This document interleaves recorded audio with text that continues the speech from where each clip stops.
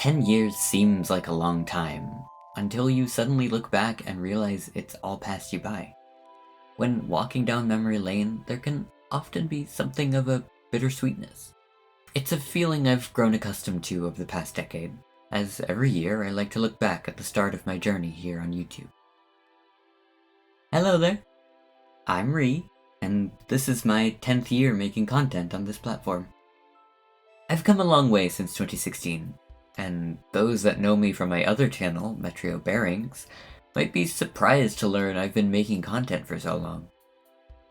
This channel has mostly been an archive for the videos I made between the ages of 12 and 15. Most of said videos belong to a series called Metrio's Monsterpiece. It was both my debut into making content, but also the first true large-scale world-building project I shared to others. For those reasons, it still holds a very special place in my heart, even as I've moved on to other things. As an aside, one might notice this channel only has 3 videos, and yet I say there's been a decade of them? While the number looks diminutive on the surface, the real meat and potatoes of this channel lies in the playlists. The main attraction is Metrio's Monsterpiece, of course, alongside its supplementary videos. But there's also the short speed draw series Advember, and sundry, for videos like this.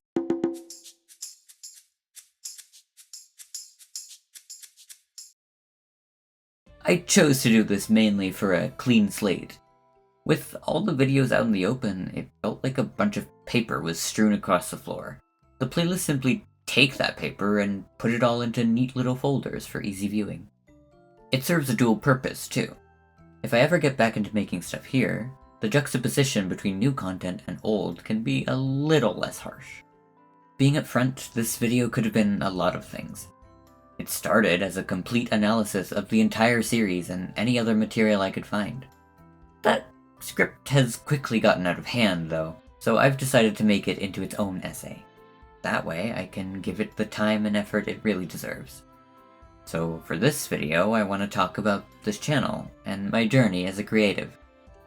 Not the entire life story, but I'll cover the lead up to my first video, my mentality while making the main series, what I've learned since, and where I'd like to go next.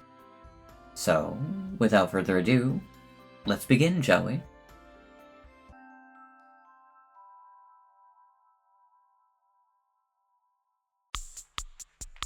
August 29th, 2014. At the time of this channel's creation, I had no plans of becoming a YouTuber.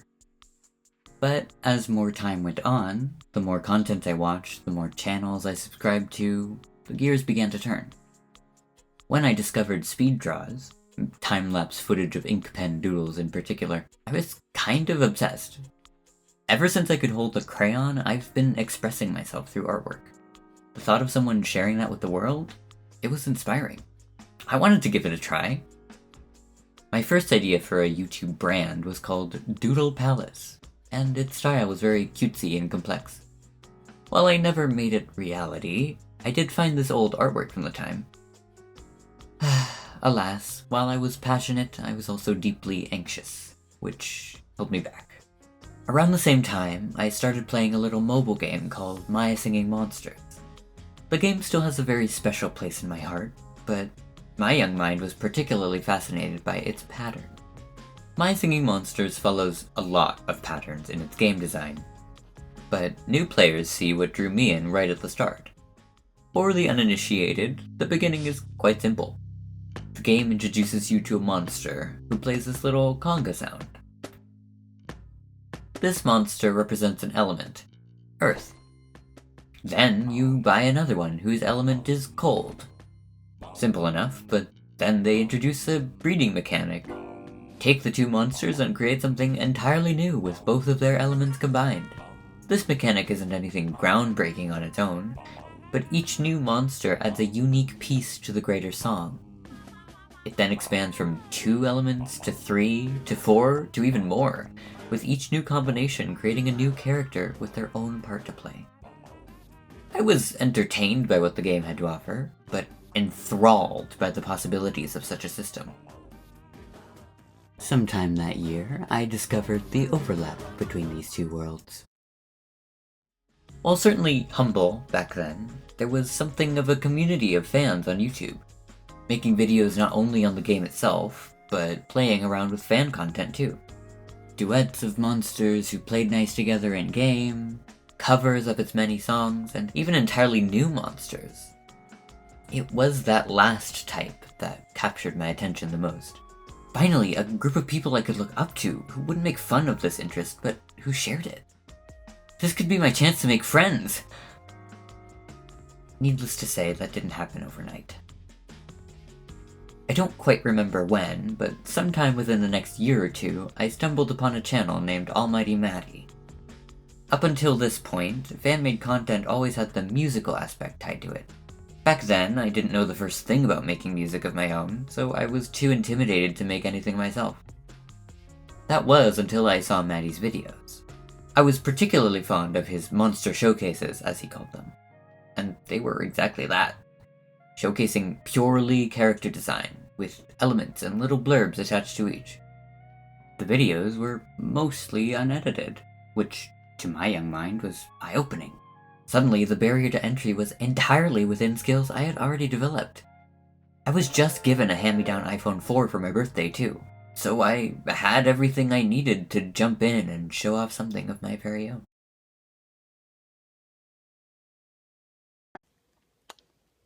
Hi. My first video is also the first installment of Metrio's Monster Piece, my affectionately messy attempt at replicating the Monster Showcase style. Side by side, the inspiration could not be clearer, but while I might have started in the footsteps of others, over time it became something entirely my own. There was lore and a greater world seen only through bits and pieces.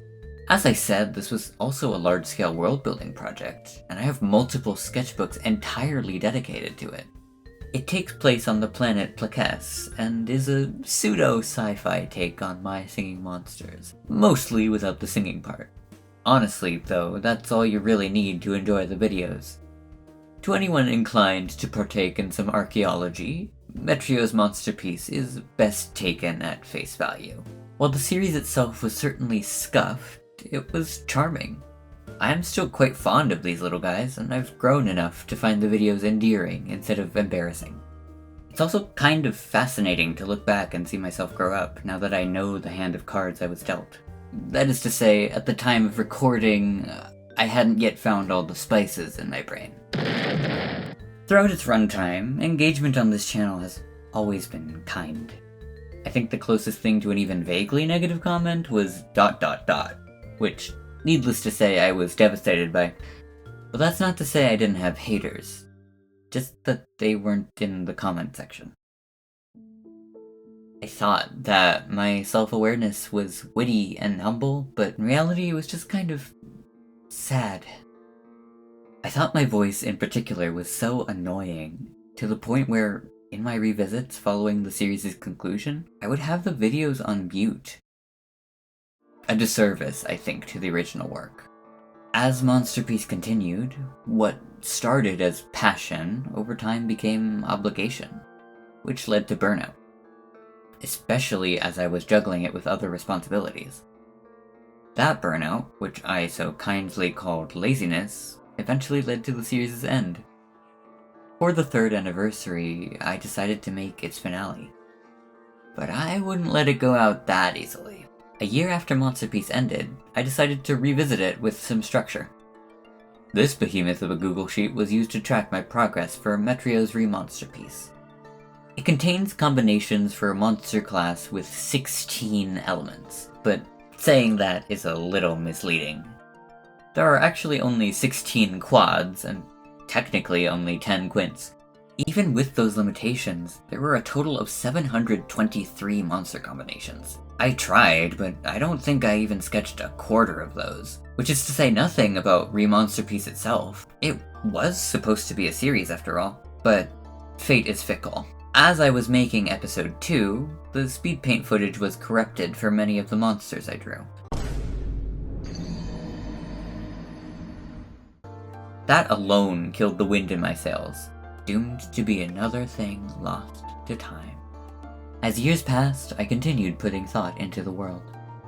Metrio's Re-Monster piece became less of a tribute to its predecessor and more of its own thing with parts that rhymed. Out with the old, in with the new, right? But in doing so, the world my younger self had spent so much time developing was cast aside to collect dust. There was now a rift between what Plaquesse was becoming and what it used to be. That's what the Schism music video is about, actually. With help from my friend Melody, it tells the story of an event where the two realities separate, and the world briefly ends before growing anew. I did later try to bridge the gap with this proof of concept. Twice, it seems, but I didn't get much farther beyond this point. It leans into the sci-fi alien planet angle, a la Scavenger's Reign, with some more supernatural themes thrown in for good measure. Honestly, I still like this, and might continue with it if I ever return to this world in earnest. I'm not sure, though. I have been pretty busy with other stuff. Like what? Well, this is a retrospective on Moodjo, but I'd be remiss if I didn't mention my other channels, Metro Bearings and Wreath, for MSM content and original music respectively. Wreath is the more obscure of the two, and mostly serves as a YouTube face for the music I post on Bandcamp. As for Metro Bearings, it's far and away my largest channel, and home to some of my more ambitious projects. That ambition may be my downfall, though. I'm not dead by any means, but the only thing I've really posted in the past 2 years has been filler. That's due to a great many factors, but chief among them is a bold flavor of my most seasoned trap. Planning hell. I had the idea to make a big, grand Nintendo Direct style video covering all my upcoming projects, but to do that, said projects need to be in a showable state. Simultaneously, I want to have enough backlog built up so the drought between videos won't be as bad. All that's really doing, though, is delaying things further. In seeing out my vision, I've shot myself in the foot. Perfectionist fatigue at its finest, folks. This video has actually been something of a challenge to myself, to see how fast I can make a video essay like this. So far it's been 3 weeks of development, which, all things considered, I'm making good time. I usually like to let these kinds of things simmer in the pot, but I could simmer forever if I wanted to. Letting something cook is one thing, but take too long and it burns. I've let a lot of things stop me from just creating something. Be it anxiety, imposter syndrome, perfectionism, or fatigue. It's a perfect storm to get me not to do anything. My problem lies not in starting, but sustaining. But lately, I've been stopping before the starting line, too. That is something I no longer want to do. I want to create something without overthinking it. I want to make more things and keep making them just to prove myself not wrong. First and foremost, I want the things I make to exist at all. That means I need to embrace the flaws only I can see and just keep going. In other words, I need to stop revisiting the script and just get on with it already. And I want to share all of that here. So I've been thinking about making more stuff that can stand on its own like this. Video essays are the perfect format for that, I think. I am a yapper after all. There's a ton of projects I have just lying around that I could easily make videos on. Or I could try something new. Be it a topic I have a lot of thoughts about, or a new skill I've wanted to try. Making my own games is one such example, but learning to code has always been an intimidating prospect. But I don't want to let that stop me. Essentially, I want this channel to become a mishmash of my ideas that don't fit into the neat little categories my other channels take up. A place just to talk about whatever I want, whenever.